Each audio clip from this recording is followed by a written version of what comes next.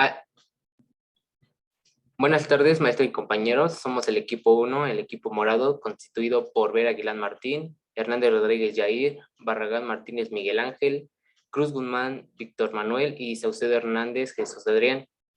El tema que nos tocó fue cerámicos cristalinos, silicatos y óxidos cerámicos. Primero empezaremos por lo que son los silicatos. Los silicatos es la unión de un silicio y un oxígeno, también denominados sales del ácido sílico. Estos elementos pueden estar acompañados, entre otros, como pueden destacar el aluminio, el hierro, el magnesio o el calcio. Los silicatos son los minerales más abundantes en la corteza terrestre, ya que ocupan el 92% de esta, constituida por rocas, arenas y arcillas. Presentan una elevada dureza debido a su estructura. Las estructuras del silicato. Químicamente, los silicatos son sales del ácido silícico. Los silicatos, así como los aluminosilicatos, son la base de numerosos minerales que tienen al tetraedro de silicio-oxígeno. Un átomo de silicio coordinado tetraédricamente a átomos de oxígeno. Como su estructura básica, feldespatos, micas, arcillas, salvo que formen en fase de alta presión, como la estisovita, que presentan con una coordinación 6 con el oxígeno. Los silicatos forman materiales basados en la repetición de la unidad tetraédrica. La unidad tiene cargas negativas que generalmente son compensadas por la presencia de iones de metales alcalinos o alcalinotérreos, así como de otros metales como el aluminio. Bueno, lo siguiente sería la clasificación de los silicatos. Los silicatos se dividen en 6 grupos, los cuales serían nesosilicatos en primer lugar, los cuales se caracterizan por poseer tetraedros libres o sueltos que se enlazan a través de cationes metálicos. La estructura atómica de estos es muy densa, pesada y fuerte, los que les brinda gran resistencia y escasa exfoliación. Los nesosilicatos son de hábito cristalino equidimensional y bueno, este grupo tiene un subgrupo más pequeño que se llaman aluminosilicatos, los cuales su principal diferencia es que un átomo de aluminio sustituye débilmente a uno de silicio. El siguiente grupo son los orosilicatos, los cuales son silicatos formados por un tetraedro doble que comparte un vértice de oxígeno. El mineral más representativo de este grupo es la epídota, pero hay otros como la hidrocrasa, la melitita, la torbetita, la lausonita y la hemimorfita. Todos son cristales monoclínicos, alargados en su eje y de hábito prismático. En tercer lugar encontramos los ciclosilicatos. Grupos de 3, 4 y 6 tetraedros se unen de forma de anillo. El berilio y la turmalina son ciclosilicatos conformados a partir del anillo silicio 6, oxígeno 18. Los anillos silicio-oxígeno están ubicados en un ángulo simétrico en el que corresponden los orificios centrales. Concentran en su interior iones, átomos neutros y moléculas. El cuarto grupo son los inosilicatos. Los inosilicatos se distinguen en dos subgrupos: piroxenos, conformados por tetraedros en cadenas sencillas, y anfiboles, tetraedros con cadenas dobles. Ambos comparten oxígenos con las estructuras adyacentes y son cristales monoclínicos, pocas veces ortorrómbicos. Los anfiboles se caracterizan por la presencia de radicales. El quinto grupo sería filosilicatos. 3 de los 4 oxígenos de cada tetraedro están unidos a los vértices de tetraedros adyacentes. Conforman estructuras de extensión indefinidas, de exfoliación dominante y hábito cristalino laminar. Las capas o escamas son generalmente flexibles. El último grupo es tectosilicatos. Tetraedros unidos entre sí por sus 4 vértices forman una red o malla tridimensional. En algunos tetraedros el aluminio sustituye el silicio, permitiendo la interacción de cationes, formando estructuras fuertes. Los tectosilicatos son el grupo de minerales más amplio dentro de los silicatos y poseen gran variedad de especies.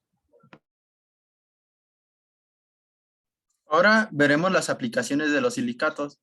Las cerámicas de silicato, que sirven como cerámicas defragables y recubrimiento, deben subdividirse con arreglo de sistemas modernos de cerámica sin metal.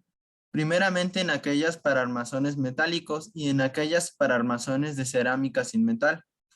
Puede ser utilizada en alaciones de metales preciosos y metales no preciosos, como el titanio, alaciones de titanio y las distintas cerámicas, como cerámicas de silicato, de óxido de aluminio y de óxido de circonio. Presentan distintos coeficientes de dilatación térmica, como el deflocante, los refractarios de cerámica, la manta de cerámica y el polvo de silicato.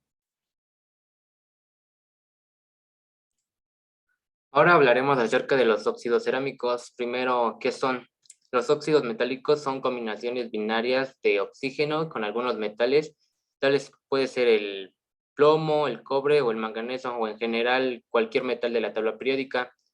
Los compuestos cerámicos se caracterizan por tener enlaces iónicos y enlaces covalentes, lo que les ayuda a tener una gran dureza, rigidez y temperatura de fusión. Dichos óxidos cumplen en la cerámica diferentes funciones, lo que nos permite clasificarlos en tres grupos: opacificantes, fundentes y colorantes. El primer grupo que encontramos son los óxidos metálicos opacificantes, que son aquellos encargados de aportar opacidad a los vidriados cerámicos, normalmente transparentes, obtenidos en la cocción. Para realizar dicha tarea podemos emplear el dióxido de titanio o el óxido de zinc. El segundo grupo son los óxidos fundentes, que se encargan de disminuir el punto de fusión de la cocción para que los materiales se fundan y se combinen para dar lugar a un vidriado. Dependiendo de la temperatura de cocción, podemos encontrar el óxido de plomo a baja temperatura o el óxido de calcio a alta temperatura. Por último, el tercer grupo que encontramos es el óxido de colorantes. Se emplea en el proceso de creación de piezas cerámicas para aportar, como su propio nombre lo indica, color. Este tipo de óxidos metálicos son los más conocidos y podemos encontrarlos en piezas de gran antigüedad, como vasijas de cerámica. El metal en el que se combinará el óxido en esta categoría dependerá del color que queremos aportar, como por ejemplo el hierro para obtener tonos rojos, el cobre si queremos tonos verdes y turquesas o el cobalto para dar tonos azules. Bueno, los siguientes serían los óxidos cerámicos más utilizados. Bueno, el primero sería el óxido de circonio, el cual es un material que presenta una alta resistencia a la propagación de rupturas.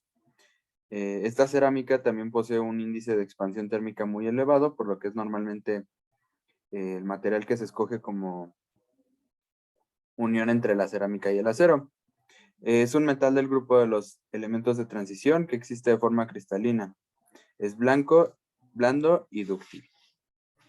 Otro óxido cerámico usado de manera muy amplia es la aluminia o óxido de aluminio, el cual es muy utilizado debido a su dureza, alta resistencia al desgaste y bueno, también es utilizado como agente de esmerilado pulido.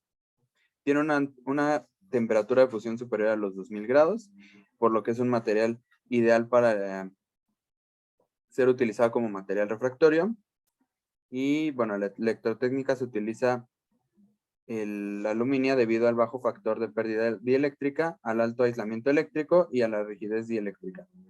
Sus aplicaciones van desde discos selladores para grifos hasta implantes, pasando por protección balística de óxido de aluminio. Ahora veremos las aplicaciones del óxido cerámico. La cerámica de óxido de circonio se usa entre otras aplicaciones como herramientas para el moldeado de cables, como material auxiliar en procesos de soldadura, como material para coronas y puentes en el sector dental, como anillos de aislamiento en los procesos térmicos y como células de medición de oxígeno en sondas lambda. Eso sería todo por nuestra parte. Gracias por su atención.